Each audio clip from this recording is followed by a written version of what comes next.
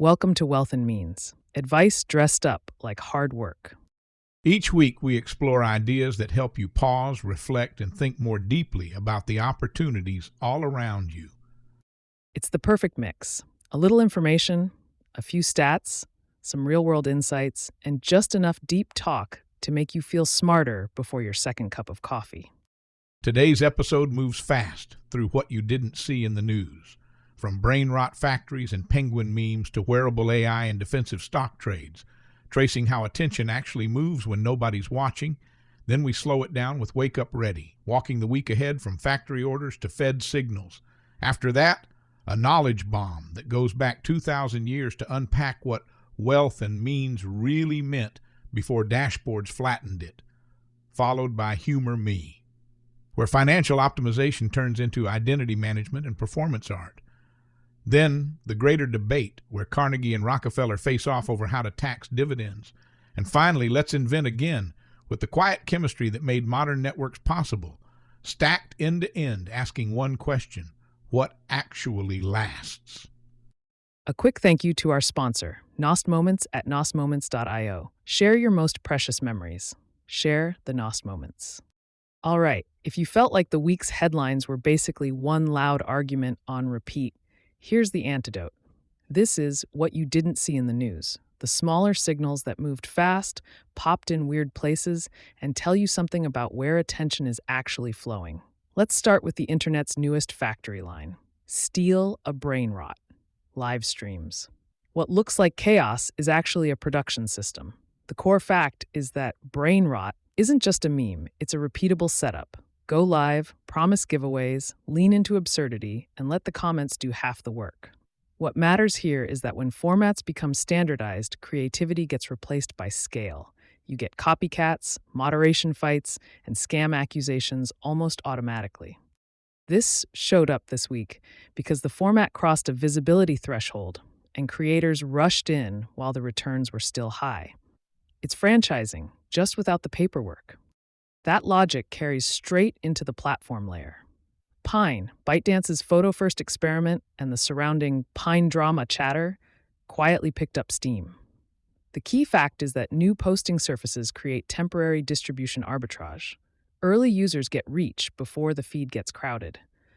Why it matters is that these windows reshape creator income faster than almost any policy change. People reorganize their workflow overnight.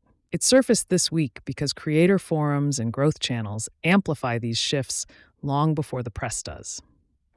From platform shifts to subcultures, #Fursuit Friday. It's one of those quirky subculture trends that never quite disappears. The fact is, it spikes reliably and spreads through images more than text. In this case, furries, animal character enthusiasts who dress up in fur costumes. What's important is that these rituals stabilize online communities. They give people something to gather around without needing coordination. It's durable attention. It showed up this week because recurrence itself is the trigger. Algorithms love predictable bursts. Now entertainment, where attention moves in waves. Invincible Season 4's trailer didn't just get views, it generated language. Viltrumite started trending alongside it. The key fact is that franchise launches now produce vocabularies, shorthand that fans use to signal belonging. Why that matters is that once a term trends, it becomes fuel for explainers, memes, and reaction edits. It stretches the life of the launch. It surged this week because trailer cycles follow a tight script: release, react, remix, debate, usually inside 72 hours. You don't just watch the show, you learn the dialect. In the same lane, Supergirl, blast off. It's not at peak hype yet, and that's the point. The fact is, it's in that middle zone, past the core fans, not yet universal. This is where tone and narrative get negotiated in public. Is it a reboot, a reset, a pivot? That conversation shapes expectations before release. It moved this week because short promos are designed for fast sharing, and creators jumped on it early. March. Pre-arguments are now part of the marketing budget. Gaming follows a similar rhythm. The Forza Horizon 6 teaser hit and triggered the usual second wave. The basic fact is that trailers quickly turn into analysis. Specs, features, upgrade advice. What matters is that games don't just sell entertainment, they sell hardware cycles. Attention shifts from "that looks fun" to Do I Need a New Console? It accelerated this week because teaser drops are algorithmic green lights for breakdown channels. Let's talk personal tech. Is it bad to never restart your PC? Sounds trivial. It isn't. The fact is, these micro-explainers are among the most shareable content online. Everyone relates. Nobody wants to admit confusion. Why it matters is that they build trust funnels. One useful tip turns into a long-term audience. It popped this week because the format is perfect for shorts and reposts. Short, definitive, universal. The digital equivalent of drink more water. Then there's Apple AI Pin, another round in the wearable AI cycle. The key fact is the attention is on form factor, not features. People are searching for what an AI device looks like when it leaves the phone. Why that matters is that body-worn assistants reopen privacy, etiquette, and surveillance debates. They change how always-on feels. It spiked this week after renewed speculation and creator commentary. Antarctica quietly became one of the busiest places on the internet this week. Searches and social traffic around Antarctica surged between January 18th and 24th, and it wasn't driven by a single headline. It was a pileup of very different stories. The first trigger was cultural. A 2007 clip of a lone penguin walking away from its colony toward the mountains went viral again and got labeled Nihilist Penguin. It spread across Instagram and X as a kind of existential meme, people projecting burnout and resignation onto this tiny animal. That alone was enough to spike curiosity.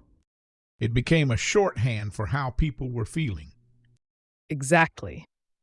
On top of that, scientists revealed maps of a 34-million-year-old landscape buried beneath the East Antarctic ice sheet. River valleys, ridges, terrain that hasn't seen sunlight since before humans existed. That fed into the hidden world narrative that always performs well online. And NASA added another layer. On January 23rd, its Antarctic balloon fleet flew 4 missions simultaneously to study dark matter. Antarctica trended because culture, space research, and cute penguins all collided at once. It became a rare moment where entertainment and science overlapped. Global sports now, T20 World Cup 2026 searches jumped. The fact is, major tournaments heat up long before kickoff, around venues, schedules, and politics. Why it matters is that cricket attention is commercial gravity.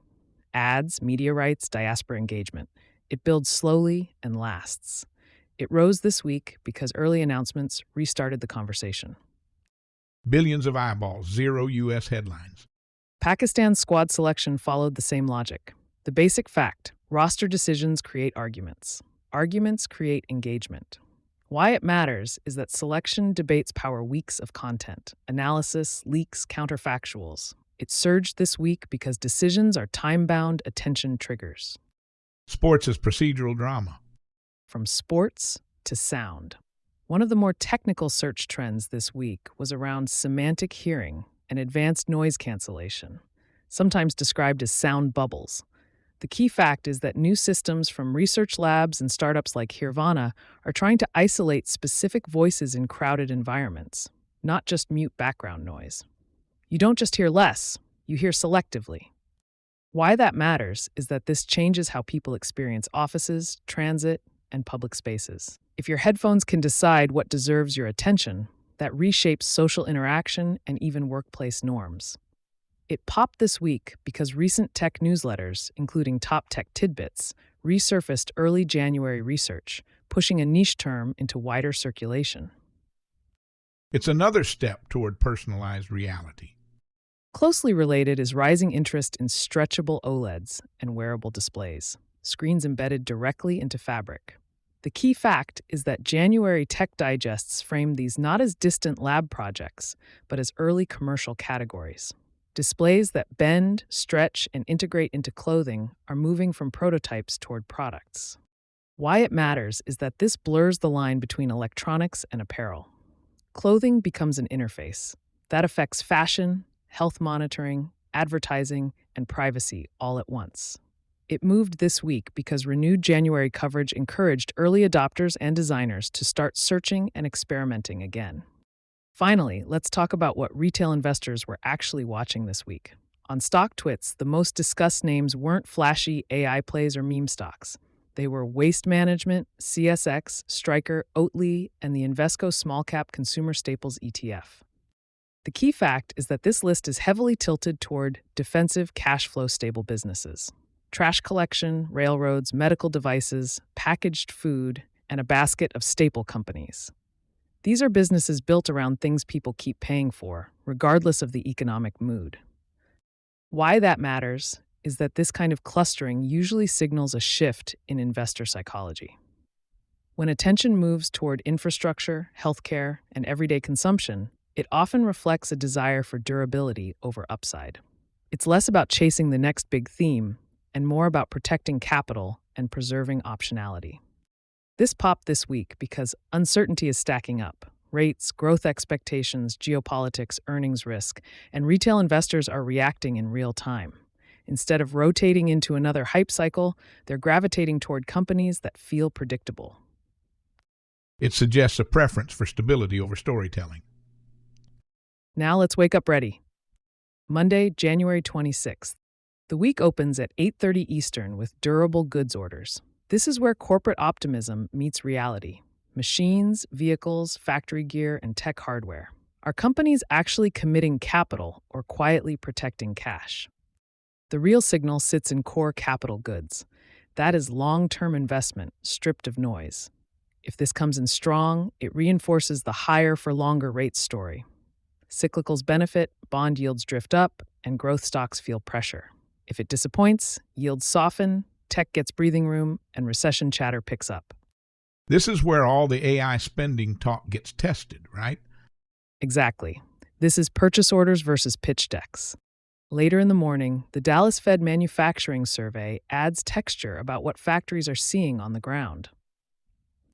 Then earnings arrive. Nucor and Steel Dynamics report. Steel is an early cycle signal. Their guidance tells you whether industrial demand is stabilizing or still eroding.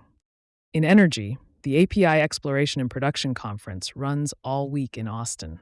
It is where standards and capital spending priorities get shaped, and headlines tend to leak out quietly. Globally, Epiroc reports, which acts as a proxy for mining investment worldwide. Monday closes with one theme: is real investment reawakening or retrenching? The focus shifts from boardrooms to households on Tuesday. At 10 a.m., consumer confidence arrives. This captures how people feel about jobs, income, and security. Strong readings support retail, travel, and service stocks. Weakness pushes money toward defensives and bonds. At the same time, we get new home sales and regional Fed surveys. That gives us housing and construction on one side and regional manufacturing on the other. Together, they show whether higher rates are still biting. The Fed meeting also begins. There are no headlines yet, but positioning starts immediately. There's also a 5-year Treasury auction, a key test of demand in the middle of the yield curve. Weak bidding here usually shows up quickly in higher yields. Earnings are heavy. Boeing, UPS, Texas Instruments, and Microsoft all report. Transportation, chips, cloud, and logistics in one cluster. If guidance is cautious across this group, it is hard to ignore. Tuesday ends with markets leaning forward. Wednesday. This is the center of gravity for the week. The day starts at 8:30 with another durable goods reading. It is one last look at business momentum before policy hits. At 2 p.m. comes the Fed decision. At 2:30, Powell speaks. Rates are expected to stay put, so everything hinges on tone. How comfortable they sound with inflation, how concerned they are about growth, and how much flexibility they want to preserve. One shift in language can reset expectations for months. Hawkish nuance pushes yields up and pressures growth stocks. Dovish signals ignite risk assets and weaken the dollar. And markets still trust Powell's voice more than the statement. Every time. Mid-morning brings the EIA inventory report. Crude, gasoline, and distillates move oil quickly. Big draws lift prices and energy equities. Big builds weigh on both. Then earnings roll in. Meta, Tesla, and IBM report ads, EVs, and enterprise tech in one sweep. Meta reflects corporate marketing budgets. Tesla reflects consumer durability and margins. IBM reflects enterprise spending. Together, they sketch the real growth picture.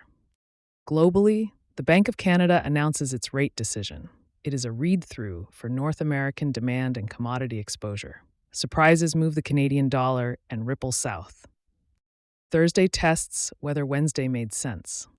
At 8:30, jobless claims arrive, offering a live feed on layoffs and labor stress. Then come personal income and PCE inflation, the Fed's preferred inflation gauge. If inflation cools meaningfully, it validates patience. If it stays hot, credibility gets questioned. There's also a 7-year Treasury auction. This is where duration demand gets exposed. Soft demand means higher term premiums. Then the earnings spotlight takes over. After the close, Apple, MasterCard, Comcast, Caterpillar, and Honeywell report. Consumer hardware, payments, media, heavy industry, and automation all in one night. Apple alone can move global indexes, especially through China exposure, services growth, and upgrade cycles. Caterpillar and Honeywell tell you whether infrastructure and automation spending are accelerating. Friday, the week winds down, but signals still matter. The morning brings final labor and sentiment reads for January. Early afternoon brings the Baker Hughes rig count. How aggressively producers are drilling today shapes supply 6 months from now. Rising rigs pressure prices later. Falling rigs support the curve. Energy traders watch this closely. Then earnings close it out. Exxon, Chevron, Verizon, and American Express report. The oil majors reveal cash flow discipline and capital spending intentions. American Express reveals how affluent consumers and credit quality are holding up. Rising delinquencies would ripple through financials. Strong spending supports risk appetite. That's the week, and you are wake up ready. Today's knowledge bomb hits close to home. Most people hear wealth and means and think it's just an old-fashioned way of saying rich. It's not. It's one of the oldest ideas in economic history, and it's sharper than most modern money advice. Go back to Aristotle 2,400 years ago. He says very plainly, wealth isn't the goal, it's a tool. Money matters only because of what it lets you do. That's the original framework. Wealth is possession. Means is power. Having money is one thing. Having the ability to deploy it, open doors, buy time, move outcomes, that's something else entirely. Fast forward to 1605. Francis Bacon is writing about wealth and means, and he says, yes, money is useful for almost everything, but it's still secondary to discipline, skill, and mindset. Even then, they understood cash without capability is fragile. By the 1700s and 1800s, a man of wealth and means becomes shorthand for someone who doesn't just have assets. He has leverage, influence, optionality, shock absorbers. He can fund things, shape things, survive things. And across novels, courts, and politics, the phrase always means the same thing, not just what you own, what you can make happen. You see it everywhere, the same idea, resources plus agency equals power. Here's the punchline. Modern language flattened all of this. We say net worth, income, rich, and we think that tells the story. It doesn't. Two people can have the same money and completely different lives. One has skills, networks, time, credibility. The other has debt, stress, fragility, no leverage. Same wealth, different means. Real wealth isn't just accumulation. It's time you control, skills you can monetize, networks you can activate, options when things break, freedom from forced choices. That's means. That's why living beyond your means isn't really about spending. It's about burning future freedom. And independent means isn't about being rich. It's about not being trapped, not being dependent, not being cornered. So when we say wealth and means, we're being precise. We're not talking about flexing. We're talking about building. Assets plus capability, capital plus control, money plus mastery. Because history is clear. Wealth without means disappears. Means without wealth is exhausting. But together, that's leverage, that's resilience, that's a designed life. That's the game. You know what I've realized? Humor me. We live in the first era in history where everyone is simultaneously financially sophisticated and completely confused. Every adult you know has at least one spreadsheet, 3 budgeting apps, and 12 opinions about interest rates, and still checks their bank balance like it's a medical test. We've turned personal finance into this weird mix of science experiment and spiritual practice. People are like, I'm doing intermittent fasting, cold plunges, and dollar cost averaging. I don't know if I'm happy, but my dashboard looks incredible. And nobody says I'm rich anymore. Nobody. Now it's always, I'm comfortable. I'm fine. I'm good. Which is code for, I have money, but I've seen Instagram. And the content, oh my God. Finance content is now performance art. Every headline is, here's why you're already behind. 7 assets the rich are quietly buying. Quietly. Always quietly. Apparently, rich people only communicate through whispers and Substack. If this keeps going, in 10 years it'll be top 1% secret owning a chair. You're still standing, that's why you're poor. Wait, are chairs taxable? We've also built a moral hierarchy of money. Index funds virtuous. Crypto, how sinful. You're like, I made money in Nvidia. People around you, nice. I made money in Dogecoin. Then they're like, are you okay? Same dollars. Different reputation. It's a financial caste system. And I'm guilty too. I've absolutely gone. This purchase is irrational. But it's tax deductible emotionally. That's real now. Emotional depreciation schedules. Here's the truth. Modern finance isn't really about money. It's about narrative. Feeling responsible, feeling ahead, feeling not dumb. Money is just the scoreboard. And that's why everyone is exhausted. We're not managing portfolios. We're managing identities. So here's the button. In a world where everyone is optimizing everything, the real edge might be knowing what actually matters to you before you optimize the wrong thing really efficiently. That might be the highest return investment left. Follow me. The lights dim just enough that you feel it before you see it. 2 lecterns a few feet apart, polished wood, simple microphones, a packed room, the low hum of expectation.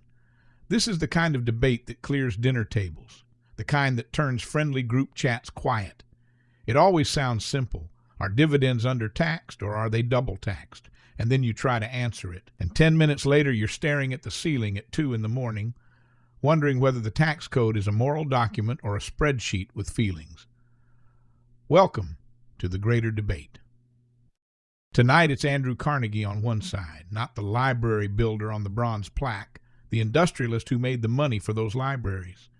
On the other side, John D. Rockefeller, not the monopoly villain from textbooks, the systems thinker, the man who understood scale, incentives, and how small distortions become big disasters. They nod to each other, respect, history, and then Carnegie steps forward. He doesn't raise his voice. He never needs to. He says dividends are not manna. They are not gifts from the sky. They are claims on social output. They are what's left after workers have worked, suppliers have supplied, roads have been used, courts have enforced contracts, and stability has been maintained. They are cash. They land in checking accounts. They buy houses. They fund retirements. And in this country, overwhelmingly, they land at the top. He says when a system taxes wages hard and equity lightly, people notice. They might not know the rates. They know the feeling. They know who feels squeezed and who feels insulated. Over time, that erodes consent. It turns prosperity into resentment. If we need to broaden the base, he says, dividends are a clean base. They're visible. They're hard to hide. They're concentrated. But he pauses and he adds, only if the corporate system makes sense.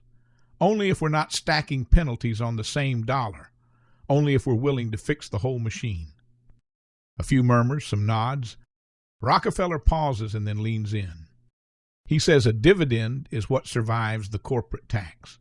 It is what remains after the state has already taken its share. Tax it again heavily, and you're not taxing income, you're penalizing a structure and you're penalizing the recipients. Capital is mobile, he says. It doesn't wave flags. It doesn't care about speeches. It goes where it's treated least badly. Punish equity and you don't get justice. You get leverage. You get debt. You get fragility.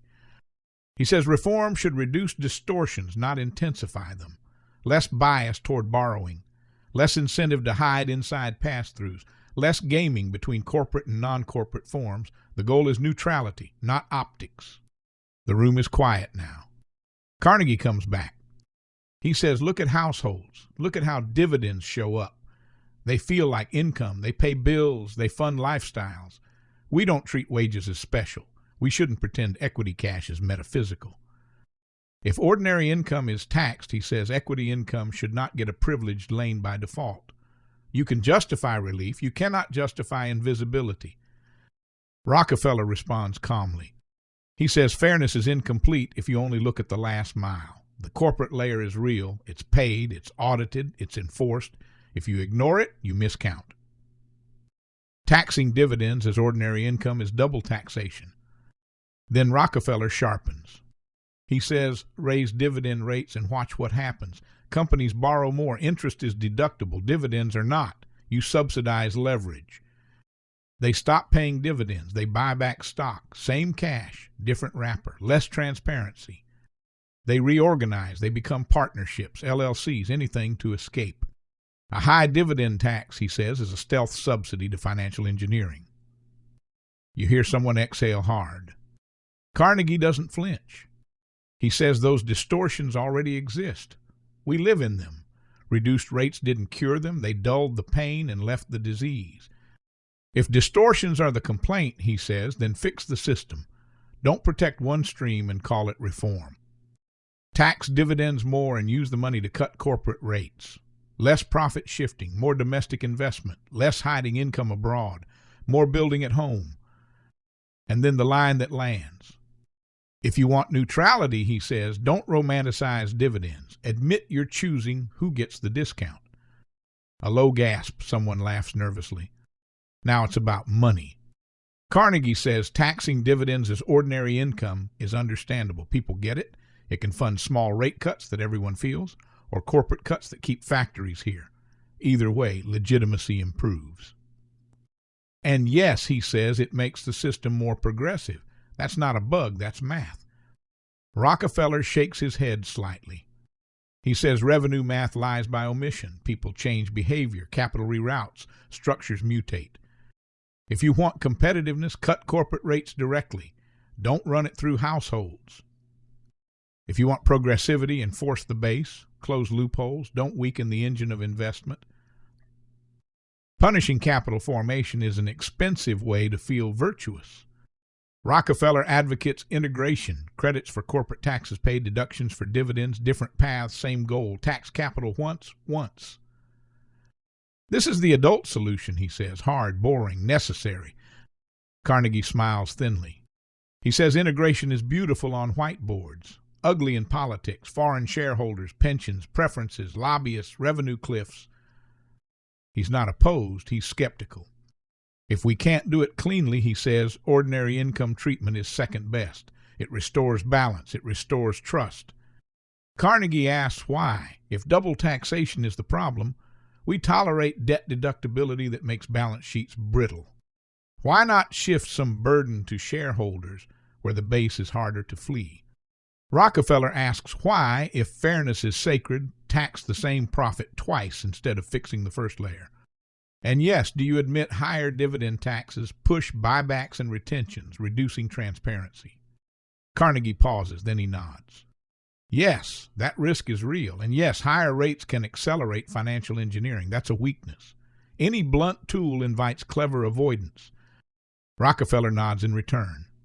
And he admits integration is politically fragile, easy to promise, hard to maintain, vulnerable to carve-outs. Silence, respect. They move to their final statements. Carnegie says a republic cannot run forever on a tax code people believe is rigged. Broaden the base, lower the rates, keep the peace. Rockefeller says penalize dividends and you don't punish wealth. You distort production. Fix the system, kill the debt bias, integrate. Blunt instruments leave shrapnel. They step back. No applause yet. People are thinking about capital and consent, between what works and what feels right. And that tension never resolves. It just shifts. And that is the greater debate. Let's invent again. Field Winslow did not look like a man who would quietly reshape the physical backbone of modern communication. He grew up in West Rutland, Vermont, small town, modest beginnings. He went to Middlebury, then Cornell. He became a chemist, not a showman, not a visionary in the Silicon Valley sense. More like the kind of person who believed that if you stayed with a problem long enough, it would eventually tell you the truth. And for most of his career, the problem he stayed with was painfully unglamorous. How do you code a wire so it does not fall apart? That was the problem. Before the 1940s, the telephone system ran on lead, thick, heavy, toxic lead sheathing wrapped around copper cables. It worked, mostly. But it was expensive, it was cumbersome, it was hard to install. And as the country grew, as cities densified, as millions more people wanted phone service, that system started to creak. You could not scale a national network on something that heavy and that costly. Engineers knew this. Executives knew this. Everyone knew it. The question was what replaced it? Plastics looked like the obvious answer. Lightweight, cheap, easy to manufacture, easy to install. The future, right? Except they failed. Early plastic coatings cracked. They became brittle. Sunlight broke them down. Temperature swings destroyed them. Rain and heat and cold slowly turned them into dust. You would bury a cable, and a few years later, it would be unusable, which meant outages, repairs, replacement, endless cost. In theory, plastics were better. In reality, they were unreliable. And in infrastructure, unreliable is worse than expensive. This is where Winslow enters the story. Before Bell Labs, he had worked on the Manhattan Project. He had helped develop early fluoropolymers. He had been operating at the edge of materials science when it mattered most. He understood how molecules behaved under stress. He understood how chemistry turned into systems. So when he arrived at Bell Labs in 1945, he brought with him a deep intuition. Materials are not static. They age. They interact with the world. If you want reliability, you have to design for time. Bell Labs in the post-war era was a strange place. It was corporate, it was bureaucratic, it was slow, and it was one of the most intellectually fertile environments in human history. You could spend years working on something that might never be visible to the public. No demos, no press, no valuation, just problems. Winslow, working with Lincoln Hawkins and Vincent Lanza, took on polyethylene, a simple polymer, cheap, abundant, promising, and deeply unstable. Left alone, polyethylene degraded. Oxygen attacked it. Heat weakened it. Light accelerated decay. Over time, it fractured at the molecular level. That brittleness was not a surface issue. It was baked into the chemistry. Most teams tried to engineer around this. Thicker coatings, extra layers, protective jackets, more complexity. Winslow went in the opposite direction. He focused on stabilization. Instead of asking how to protect polyethylene from the world, he asked how to change how it interacted with the world. How do you slow down the chemical reactions that cause decay? How do you interrupt oxidation? How do you extend the life of a polymer from a few years to a few decades? This is not glamorous work. It means studying degradation curves, running aging tests, heating samples, cooling samples, exposing them to light, breaking them, repeating over and over. What his team discovered was that tiny additions of stabilizing compounds could dramatically alter behavior. Antioxidants, UV inhibitors, chemical buffers, small tweaks that changed how the polymer responded to stress. Instead of slowly unraveling, it stayed intact. Instead of becoming brittle, it stayed flexible. The insight was simple, the execution was brutal. Because every additive affected manufacturing, affected cost, affected durability, affected scalability. You could not just make something that worked in a lab. You had to make something that could be produced by the mile, installed underground, survive storms, and still function 20 years later. Eventually, they cracked it. They created a stabilized polyethylene sheath that could survive temperature swings, moisture, sunlight, and time. Suddenly, plastic cables were not fragile experiments. They were reliable infrastructure. And that changed everything. The cost of building networks dropped. The weight dropped. Installation accelerated. Maintenance plummeted. Lead disappeared. Environmental damage declined. Expansion became practical. Universal service stopped being a political slogan and started becoming an engineering reality. This was not a consumer-facing breakthrough. No one bought a Field Winslow phone. No one lined up for polymer coatings, but his work made modern telecom economics possible. It is hard to overstate this. The reason you could wire rural America, the reason suburbs could scale, the reason fiber later followed the same conduits, the reason dense urban networks became viable. It all rests on the idea that cables could be lightweight, cheap, and durable. That was his contribution. That's it for another episode of Wealth and Means, advice dressed up like hard work. We hope you enjoyed the full arc from memes to markets, ancient philosophy to modern polymers, calendars to capital, and dividend debates. Subscribe, rate, and share this episode. It helps more than you think. We do this for you to help you have a better week, a sharper mind, and maybe even a longer attention span. And a special thanks to our sponsor, Nost Moments, because the best investments are still your memories. Until next time, stay curious. Stay kind. And keep compounding.